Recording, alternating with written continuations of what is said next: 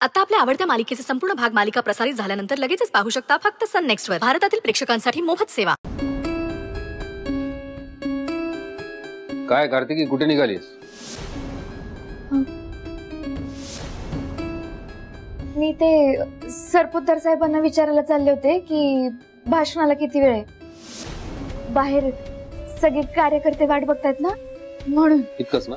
होय. मी सांगतो ना, मला सांगायचं तुला जे काम दिलंय ते कर, ते जास्त महत्वाचं. जा बाहेरची व्यवस्था बघ, तिकडे जास्त गरज आहे तुझी. साहेबांना भाषणाबद्दल मी सांगतो.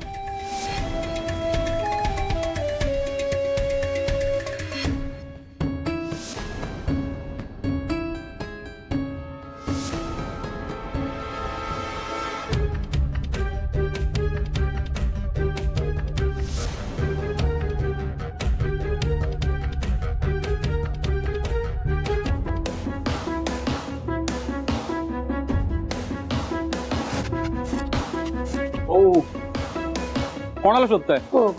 कुठं? कुणाला नाही. नमस्कार, मी प्रभाकर नगरकर, लासलगाव. वा वा वा. तुमचं नाव काय? नमस्कार. भाऊ, नाव काय तुमचं? हो, असे घाबरताय कशाला? बरं, कोणत्या मतदारसंघात आलात तुम्ही? घाबरतोय कुठं? घाबरायला काय डाका घातलाय काय मी? आणि मतदारसंघ हा काही प्रश्न झाला का? साहेबांच्या मतदारसंघातला एकनिष्ठ आहे साहेबांसोबत. साहेबांच्या मतदारसंघात? चला आलो. काम दिसला नाही तुम्ही कधी? ते तुम्ही काय मतदारसंघातल्या प्रत्येक माणसाला तोंडाने ओळखता होई. मी काय म्हणतो, तुम्ही दमानं चहा घ्या, मी जरा आलो, माझं काम. चला चहा घेऊया आपण. नाही बसून चहा घ्यायचा, मला मी घेतच नाही ना चहा. काही ऍसिडिटी वाढते, त्रास होते, जळजळ होते. साहेबांच्या हे सभेचं काम आहे, चहा घेऊन चालायचं नाही. तुम्ही वापरून मी येतो. अहो 2 मिनिटं थांबा. थांबा ना, ऐका. साहेब आले. साहेब नमस्कार नमस्कार नमस्कार. सगळ्यांनी इकडे लक्ष द्या. आपण लगेचच हा पदाधिकारी मेळावा सुरू करतोय, कारण आपल्या लाडक्या साहेबांचं आगमन झालेलं आहे. तरी सर्वात प्रथम इथे जमलेले पदाधिकारी, कार्यकर्ते आणि पत्रकार बंधू भगिनी, जनमत पक्षातर्फे तुम्हा सर्वांचं हार्दिक स्वागत. नाही, मी फार काही तुमचा वेळ घेणार नाहीये, कारण आपले कान ज्यांचा आवाज ऐकण्यासाठी आतुर झालेले आहेत, ज्यांचा तेजस्वी विचार ऐकण्यासाठी आतुर झालेले आहेत, असे आपले लाडके माननीय खासदार सरपोतदार साहेब यांना मी अशी विनंती करतो की त्यांनी आम्हाला मौल्यवान मार्गदर्शन करावं. साहेब. सरपोतदार साहेबांचा विजय असो. सरपोतदार साहेबांचा विजय असो. सरपोतदार साहेबांचा विजय असो. नमस्कार. सगळ्यात आधी या ठिकाणी मी तुमची क्षमा मागतो, कारण अगदी शॉर्ट नोटीसवर पार्टी ऑफिसमध्ये मी ही सभा बोलावलेली आहे. सगळं इतकं अचानक ठरलं आणि निवडणुका काही दिवसांवर आलेल्या असल्यानं फार प्लॅनिंगच करता आलं नाही. पण तुम्ही माझ्यावर रागवणार नाही याची मला खात्री आहे. तुम्ही मला समजून घ्या. सरपोतदार साहेबांचा विजय असो. सरपोतदार साहेबांचा विजय असो. सरपोतदार साहेबांचा विजय असो. अत्यंत महत्वाचा मेळावा माझे निष्ठावान कार्यकर्ते आणि पदाधिकाऱ्यांसाठी आयोजित केलेला आहे. तुम्ही प्रचाराचं काम बाजूला ठेवून पुढच्या फळीवर ते सोपवून दूर दूरवरनं तुम्ही इथपर्यंत आलेले आहात. माझ्या एका हाकेवर इथे आलात, पुन्हा तानातून प्रवास करून इथे आलात. त्यावरून तुमची निष्ठा माझ्यावरची आणि पक्षावरची निष्ठा दिसते. अहो, तुम्ही माझे कार्यकर्ते, माझे पदाधिकारी आणि तुमची निष्ठा हीच तर माझी ताकद आहे. अहो, तुमच्याशिवाय माझं अस्तित्व शून्य आहे. आज इथे मला काही तरुण तडफदार असे कार्यकर्ते दिसतायत. त्याचबरोबर मी जेव्हा माझ्या राजकारणाची सुरुवात केली तेव्हा माझ्या बरोबर असलेले काही निष्ठावान कार्यकर्ते पण दिसतायत. तुम्हाला सगळ्यांना बघून मला खूप आनंद होतोय.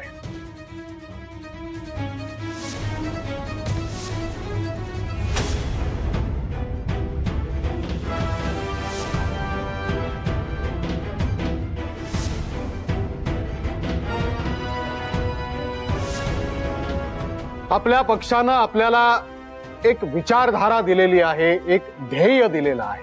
आपण सगळे दिवस रात्र मेहनत करून हे ध्येय गाठण्याचा आपण प्रयत्न करत आहोत.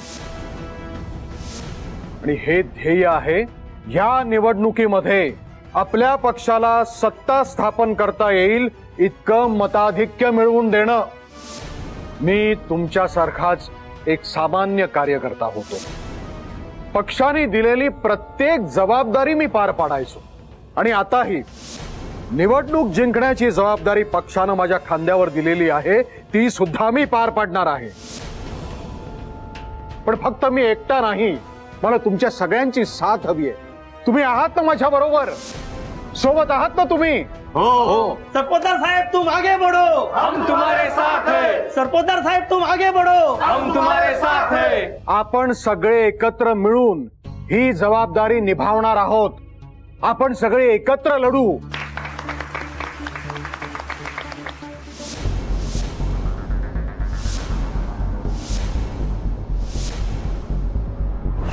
साहेब, तुम्ही प्लीज गैरसमज करून घेऊ नका. अहो, आम्ही इथं तुमच्या सभेत गोंधळ घालायला आलेलोच नाहीये. तो सरपंच, तो माझा गुन्हेगार आहे आणि आम्हाला कळलं की तो आज सभेला येणार आहे, म्हणून त्याला पकडायला आलोय. प्लीज आम्हाला इथं थांबू द्या. पण साहेब प्लीज, माझ्यावर अन्याय करणारा तो नीच माणूस आज सापडला नाही ना, तर यापुढे अशी संधी कधी येईल माहित नाही. कदाचित तो कायमचा निघूनही जाईल आणि मी आयुष्यभर अन्यायाच्या आगीत जळत राहील. साहेब, तुम्ही जनतेचे सेवक आहात ना, आणि त्याच जनतेतली एक मुलगी तुम्हाला मदत मागतीये. मी हात जोडते तुमच्या पुढं. प्लीज मला मदत करा. प्लीज आम्हाला थोडा वेळ इथं थांबू द्या. तो सापडला की आम्ही लगेच निघून जाऊ. प्लीज. सर, तुम्हाला अशी भीती वाटते ना की ऐन निवडणुका तोंडावरती असताना मीडियामध्ये अशी बातमी जाईल की सरपोतदारांच्या सभेमध्ये गुन्हेगार आणि रेपिस्ट खुलेआम फिरत असतात? सर प्लीज, असं अजिबात होणार नाहीये. इनफॅक्ट मी तुम्हाला अश्युरन्स देते की मीडियामध्ये अशी बातमी जाईल की भर निवडणुकीच्या काळात सरपोतदारांनी पोलिसांना निर्भीडपणे मदत केली आणि एका गुन्हेगाराला पकडून दिलं. आणि या बातमीचा तुमच्या निवडणुकीसाठी, तुमच्या प्रचारासाठी झाला तर फायदाच होणार आहे. Don't you think so? Sir please trust us.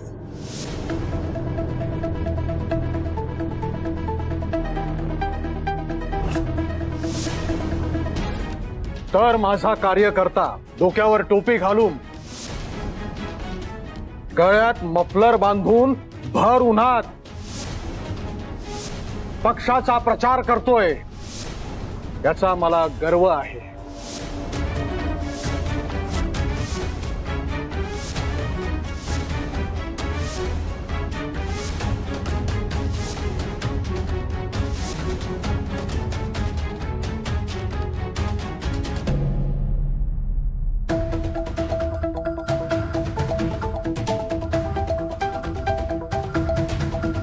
मित्रांनो, ही निकराची लढाई आहे. हॅलो, लगेच मेन गेट बंद करा. मेन गेट बंद करा लगेच. हो. काहीही करून आपल्याला ही निवडणूक जिंकायची. फक्त काही दिवसच उरलेत. पूर्ण जोमानं, पूर्ण जोर लावून आपल्याला ह्या निवडणुकीत उतरायचंय. सरपंच,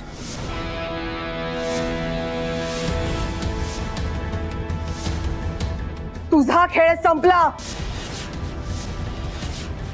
शिंदे पकडा. सरपंच, आनंद आहे. आता कुठं जाशील पळून? आता कुठं जाशील पळून? सांग ना, कुठं जाशील पळून? कुठं जाशील पळून? सांग. सोडे. शिंदे पकडा. तुला कळतं का कोणाला हात लावतो तो? तुला माहित आहे का आम्ही कोणाला हात लावतो? अरे कोणाला हात लावतो तो? तुझा खेळ संपलाय.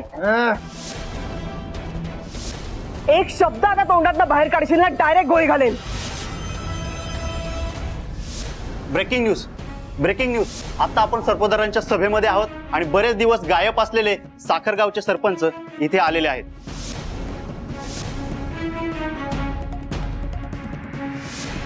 आणि पोलिसांनी त्यांना स्टिंग ऑपरेशन करून ताब्यात घेतलं आहे। सरपोतदार साहेबांचा या स्टिंग ऑपरेशन मध्ये सहभाग आहे। हे बघा, साखरगावचा फरारी सरपंच आता पोलिसांच्या हाती आलेला आहे। कार्यकर्त्यांच्या मीटिंग मध्ये हा सरपंच येणार असल्याची खबर पोलिसांना भेटली होती। त्यानंतर सरपोतदार साहेबांच्या मदतीने त्यांनी जाळ टाकलं होतं आणि त्यात तो आता अडकला आहे। सरपोतदार साहेब यांनी जनतेचे सेवक म्हणून पोलिसांना सहकार्य करून स्वतःचं कर्तव्य पूर्ण केले आहे। आता पुढे काय, सरपंचांना शिक्षा होईल आणि झाली तर ती कधी होणार? आमच्या वेबसाईटवर तुमचं मत नोंदवा। कॅमेरामन हेमंत ठाकूर सोबत मी ललित बेर्डे।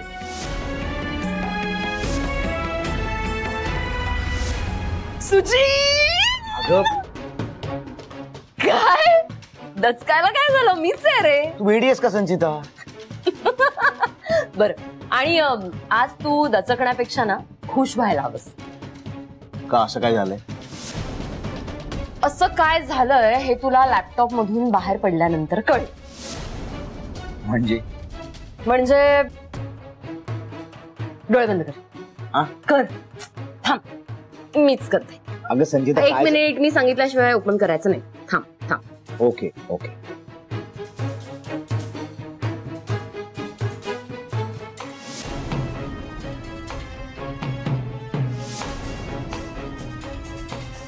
हे बघा, साखरगावचा फरारी सरपंच आता पोलिसांच्या हाती आलेला आहे। कार्यकर्त्यांच्या मीटिंग मध्ये हा सरपंच येणार असल्याची खबर पोलिसांना भेटली होती। त्यानंतर सरपोतदार साहेबांच्या मदतीने त्यांनी जाळ टाकलं होतं आणि त्यात तो आता अडकला आहे।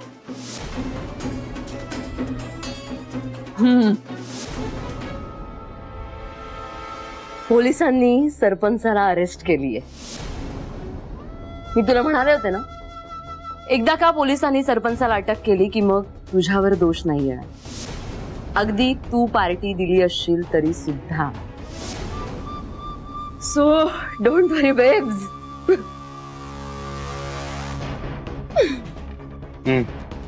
ए नुसतं म्हणून चालणार नाहीये हा। सेलिब्रेशन तो बनताय बॉस।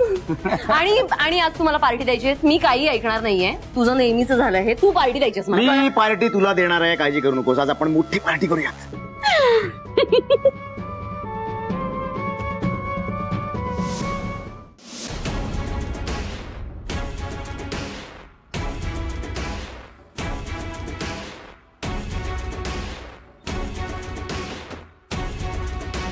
ओ मॅडम, मी काय बी केलं नाही, हवं तर विचारायला। ए स्वानंदे, कुठल्या जन्माचा बदला घेते का?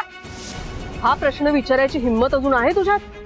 थोडा वेळ थांब, या सगळ्या प्रश्नांची उत्तरं तुला कस्टडीत देते। बघा, आधी सांगतो दामानं बोला। कसा आता सुद्धा माणूस वाटलो का मी? ए गप्पे, जास्त बोललास ना तर इथेच तुडवेन। शिंदे, गाडीत टाकायला चल। सोड रे, जिता राहायचं ना तुला? तुला जिता ठेवतो का? मग चल सोडे।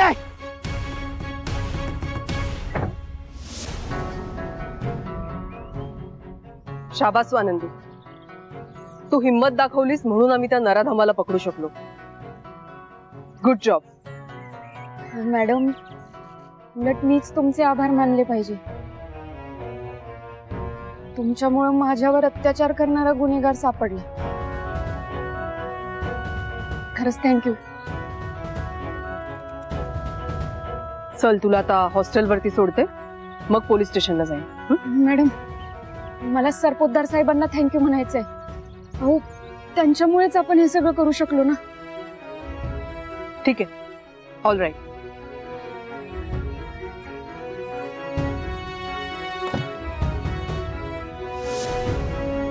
सर, तो उमेदवार आज इथे येणार तुम्हाला आधीपासूनच माहित होतं का? सर, तुम्हाला भीती नाही वाटली का की तो आरोपी कुठलेही शस्त्र आणून तुमच्यावर हल्ला करेल? सर, येणाऱ्या निवडणुकीच्या काळात या प्रसंगाचा काही फायदा होईल असं तुम्हाला वाटतं का? मी फक्त माझं कर्तव्य केलंय। कृपया ह्याच्यामध्ये राजकारण आणू नका।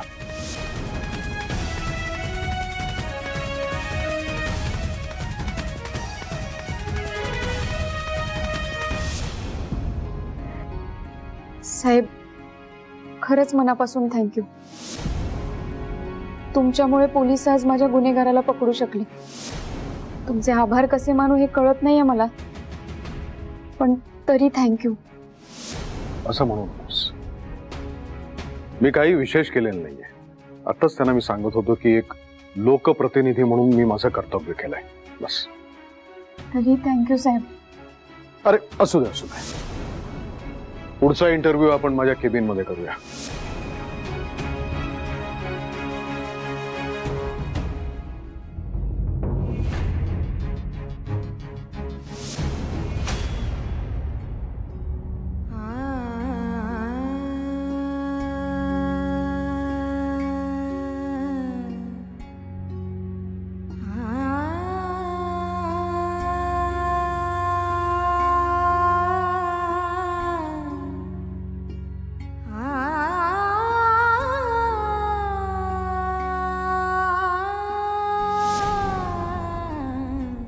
मणी सर, आपण इतके दिवस सरपंचाला पकडण्यासाठी मेहनत घेत होतो. तुम्ही तर तुमचा पाय फ्रॅक्चर असताना त्याला पकडायला माझ्या गावी गेला होतात आणि आज त्याला पोलिसांनी फायनली पकडलं. पण हा आनंद मला तुमच्या बरोबर सेलिब्रेट करता येत नाहीये. तुमच्याशी साधं बोलताही नाही आलं मला आज.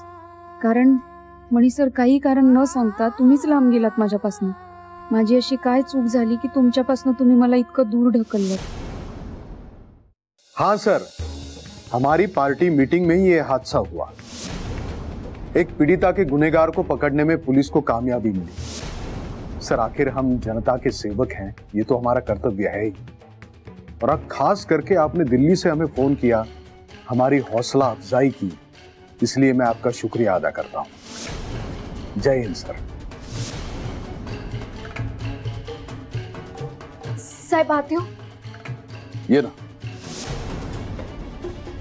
साहेब, मला एक बोलायचं होतं. जे झालं ते बरोबर नाही झालं साहेब.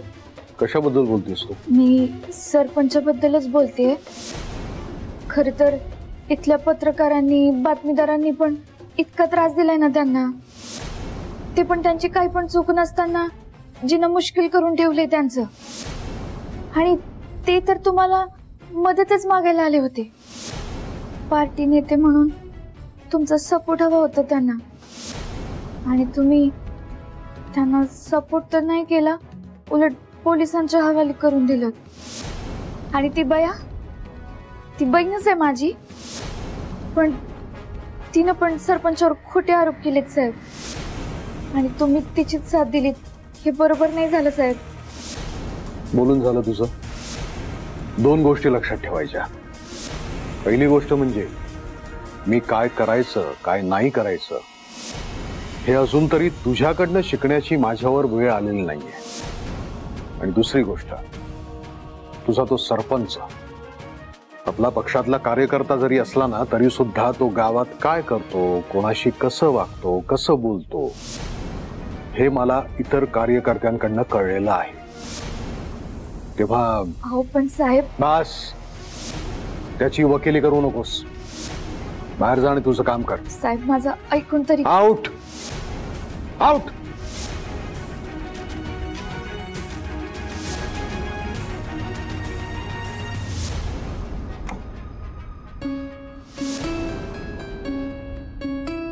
मी काय ठरवलं होतं आणि काय झालं?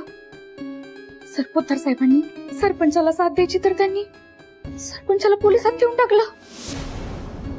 आता त्या सरपंचाला वाटेल की मी हे सगळं मुद्दाम केलं आणि मी त्या स्वानंदीच्याच प्लॅनचा भाग आहे म्हणून.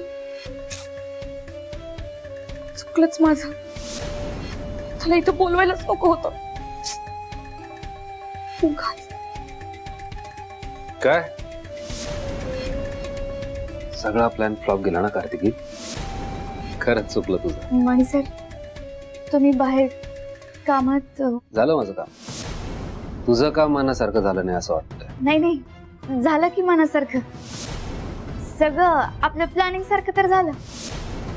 सगळे कार्यकर्ते आले, आपण त्यांना गिफ्ट दिली, साहेबांनी छान मार्गदर्शन केलं. सगळं झालं की प्लॅनिंग सारखं. प्लॅन सारखं झालं. पण आपल्या प्लॅन मध्ये तो किसनराव भोईर, साखरगावचा सरपंच, त्याला आमंत्रण दिलंच नव्हतं आपण, तरी तो आला. मला काय माहिती म्हणे सर. कोणीतरी बोलावलं असेल. तेच म्हणतोय मी. त्याला बोलवणं आपल्या प्लॅन मध्ये नव्हतं. स्वतःच्या हाताने नाव कट केलंस ना त्याचं, तरी तो आला. मग कोणी आमंत्रण दिलं असेल की त्याला? काय वाटतं कार्तिकी तुला? आता त्याला कोणी आमंत्रण दिलं मला कसं माहित असेल ना म्हणजे सर, तुमच्याच एखाद्या पदाधिकाऱ्यानं बोलावलं असेल की. मी जर नाही म्हटलोय तर कुठलाच पदाधिकारी किंवा कुठलाच कार्यकर्ता त्याला बोलवणार नाही, खात्री मला. सध्या तो किसनराव भोईर न्यूज मध्ये इतका फेमस आहे, तरी बिनधास्त इथे या सभेला येतो. कसा? त्याला आतून सपोर्ट असल्याशिवाय येणार आहे का तो? त्याला आतमध्ये येण्यासाठी तू सपोर्ट केला ना कार्तिकी. बडी सर, मला फक्त त्याची साहेबांची भेट घालून द्यायची होती की त्याच्यावर केलेले सगळे आरोप चुकीचे आहेत, तो निर्दोष आहे एवढंच सांगायचं होतं. तो बरोबर आहे की चुकीचा हे ठरवणारे पोलीस आहे, तू नाही. साहेबांच्या पोझिशनचा फायदा करून द्यायचा आहे तुला एका गुन्हेगाराला, ते बरोबर नाहीये. हो तसं नाही बडी सर. एक मिनिट, साहेबांनी मला स्पष्ट सांगितलंय, कार्तिकीला विचार, तिला जर नीट काम करायचं असेल, शिस्तीत राहायचं असेल तर ठीक, नाहीतर नोकरीहून काढून टाक. काही गरज नाही आम्हाला अशा लोकांची. हो नाही नाही म्हणे सर, मी माफी मागते तुमची, मी हात जोडते.